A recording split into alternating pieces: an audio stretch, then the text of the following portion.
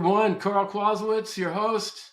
I want to welcome you all to my podcast, an opportunity for you to listen to your favorites here. We'll talk to real people about their real businesses, real inspirations, real struggles, real ideas, real motives, and more importantly, their real experiences.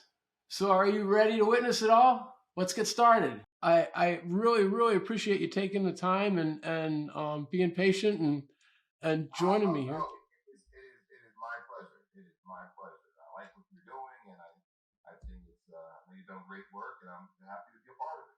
Oh, thanks. I'm so impressed looking over your record with everything you've done with your education and and then your experience on Capitol Hill and everything. It's really impressive. And I love where you're at with the intersection of technology and housing, real estate, and all. I just think that's so cool. Thank you very much. That's very nice of you. So I take it you just followed this in your career path and got started early on, because it sounds like you're really passionate. So sure, yeah, I can start basically from the genesis of all this. I grew up in northern New Jersey in the New York City area. I was at the time getting my graduate degree. I did a dual program at Seton Hall University School of Diplomacy. I did a master's in diplomacy and international relations and a second master's in corporate and public communications. I was asked to meet with my then career counselor, who said, "Look, you're doing great in school, but you need to have an internship in order to satisfy the graduation requirements." And I saw one congressman, then Congressman Charlie Rangel, on TV, called up his office and asked to be an intern. And who was going to turn down free labor, especially then? And so I would trek from New Jersey to Harlem, New York, every day, a 2-hour commute, to work in his district office, where I learned about constituent services, trade policy, political outreach, campaign work, and would like to believe I excelled in my role there. And Congressman Charlie Rangel recommended me to come to Washington, D.C. to work as a congressional fellow with the Congressional Black Caucus Foundation here in Washington, D.C. So I did that, did some research working for a member of Congress, and ended up doing a lot of work in U.S. energy policy and international relations. And then I met the Secretary General of the OSCE-EPA, the Organization for Security and Cooperation in New York Parliamentary Assembly. I was invited to work as an international research fellow for the OSCE in Copenhagen, Denmark. Did that for a year. Did a tour in Europe. Spent a lot of time in former Soviet republics, working on issues of election monitoring, democracy building, information sharing, and cross-national political cooperation. Completed that tour, came back to Washington, D.C., worked as a legislative director for a member of Congress. Then I went to go work on a number of political campaigns, 2 for former President Barack Obama. Worked as a senior aide and national security director for now Senate Majority Leader Chuck Schumer, and then closed out my working government service working as a chief of staff for a member of the United States Congress. Then I decided to help launch an investigation into the fintech industry. Fintech at the time was a nascent industry, and working in that world, I got a better understanding of the impact of artificial intelligence, as well as machine learning, and how all of that intersected with the financial services, real estate, and finance and technology industries. After that, I decided to go back to school to obtain my MBA with a focus on real estate and technology. And so I enrolled in the University of Minnesota Carlson School of Management. It's a program that's usually a 2-year program. I managed to get it done in 1 year. And I moved, and then I was contacted by an executive search firm to come work in the world of real estate advocacy. And over the last, I would say, 5 years, I spent a lot of time writing articles and speaking and doing interviews on an intersection of real estate and technology, property technology, for short, what is called PropTech. And so I've been fortunate to emerge, based on the opinions of third parties, as a PropTech thought leader. And I use and write articles on the impact of technology on real estate. And what we're seeing in many ways is the digitization of the real estate industry. So I also serve as a board member of the editorial board for PropMoto, which is the leading real estate technology and innovation publication in the world. And I also serve on the advisory council for the University of Richmond School of Business.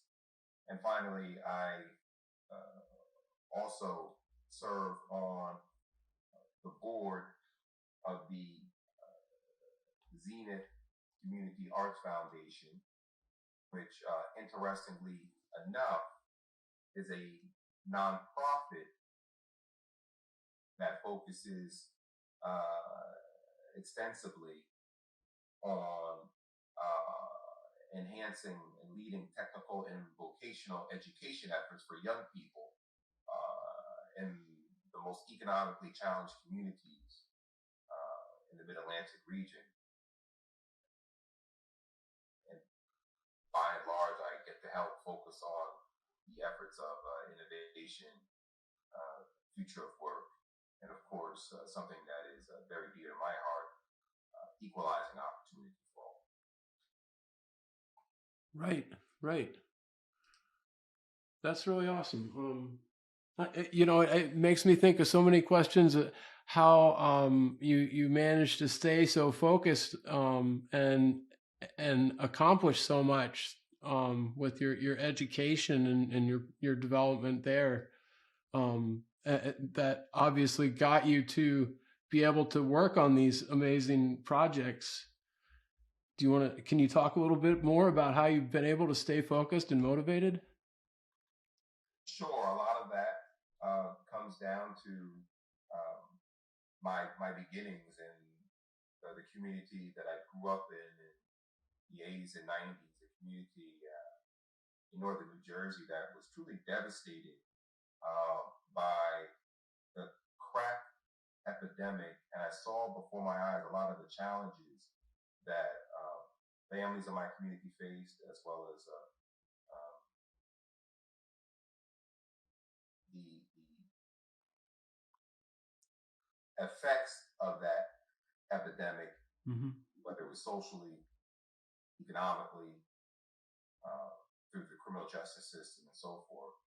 And I always felt that my goal would be to do all I can to be an example of empowerment for those around me, and understanding that I had to always have goals and work in a disciplined manner to achieving those goals. Now, probably a late bloomer.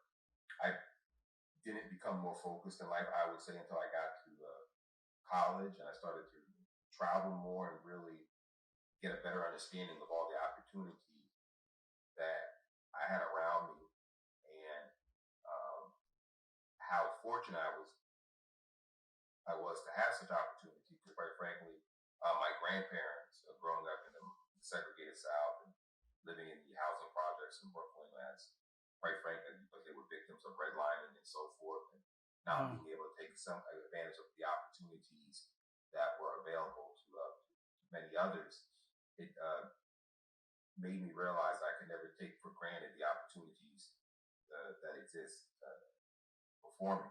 Wow. And I Yeah. think something that helped me, quite frankly, is being goal focused, goal driven, disciplined, and being persistent. And persistence is something that has been a priority for me and has benefited me in many ways. And look, a lot of it is just also being in the right place at the right time and being able to seize opportunities when they're performed before you, understanding that in life we're going to make mistakes, but it's not uh, just a matter of understand that you're going to fall down, but it's still incumbent upon you to get up. And so we're going to face problems. Probably better to look at problems as challenges or obstacles, and understand that there's no substitute for hard work and for experience. And most importantly, I think it's very important. Gave a speech presentation yesterday to a group of students from the University of New Hampshire who came here to DC.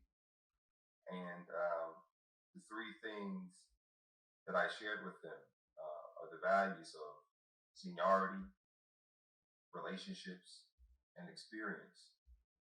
And within the realm of seniority, that's about having a niche for me.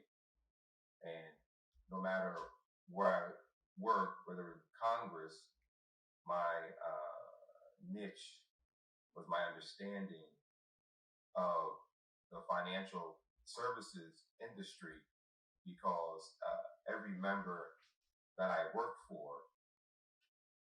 had served on the banking or financial services industries.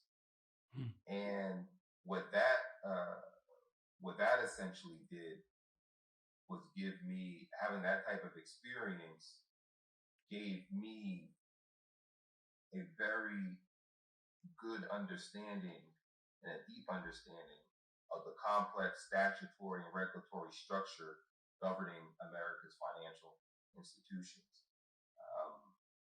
And so I think that's I know something that's very important for me is number one, being disciplined, being persistent, but also the appreciation of having a niche, having a area of expertise, and having a strong understanding and expertise within my craft. Yeah, absolutely. And it sounds like you've really done that with the intersection there of technology um and real estate. I'm interested in how you use one to or how one is used to leverage the other to help people. Sure. It's very interesting. In terms of the real estate industry, real estate has generally been the last asset class to truly adapt to technology and innovation. Institutional real estate capital is the biggest asset class in the world. Uh, Real estate is a forward-looking industry, and those firms who invest early and decisively in technology and innovation will probably end up as the biggest winners. I'm looking at, and I focused on looking at ways in which innovation and technology can use can benefit the end users of real estate, the customers of real estate, the tenants of real estate. And that can be anywhere from where I've written articles on how technology can be used by building developers to enhance safety and built spaces Mhm. during pandemics, what we can use to utilize touchless technology, what we can use to ensure how we use technology and innovation to ensure that we have the best available air filtration systems within our buildings. in our offices, looking at how technology can be utilized to enhance and bring about safer environments for seniors, whether they're living at home or if they're living in senior communities, utilizing telehealth services. So during medical emergencies or pandemics, seniors don't have to leave their homes and perhaps risk infection. Looking at how technology and touchless technology can be utilized to turn the lights on in the bathroom in the middle of the night. Many of our seniors are injured, sometimes fatally, due to falls in the bathroom or in the middle of the night. Utilizing technologies to, whether it's to turn off electric appliances, or to turn on the lights in the kitchen. Using innovation in Internet of Things technology to ensure that, or to monitor the movements of our loved ones, and so that if our senior mom or dad has not gone to the bathroom in 12 hours or to the kitchen in 15 hours, then we probably, or 10 hours, we probably have an understanding that that should be a cause of concern. And so my focus has been, in many ways, in how can we use technology and innovation to enhance safety, to enhance the health of our loved ones, and at the same time, how we can make employees and workers more productive. It's been proven and demonstrated that our air quality impacts our cognitive functions. So we can have better air filtration systems. That's going to produce healthier employees who will be more likely to be more productive, so that they're healthier. And we spend 70 to 80% of our time indoors. So air filtration matters a lot, especially from a productivity perspective. And so if we're making improvements to enhance healthier workspaces, we're going to have more productive and more profitable businesses. And I would say, when folks ask me, what is my vision for the future of commercial real estate development and PropTech, and I say I envision helping to transform the design of urban core communities by using innovation, data, and technology to achieve communities of shared interest and values for consumers, while at the same time increasing profitability for investors. Hey guys, that was all for today. I hope you enjoyed the podcast. And if you did, don't forget to like it and share it as much as possible. We'll meet here again, same time, same place, but with new guests. You can find me on Instagram, LinkedIn, and YouTube as well. I'm Karl, your friendly life coach, signing off. Take care. Bye.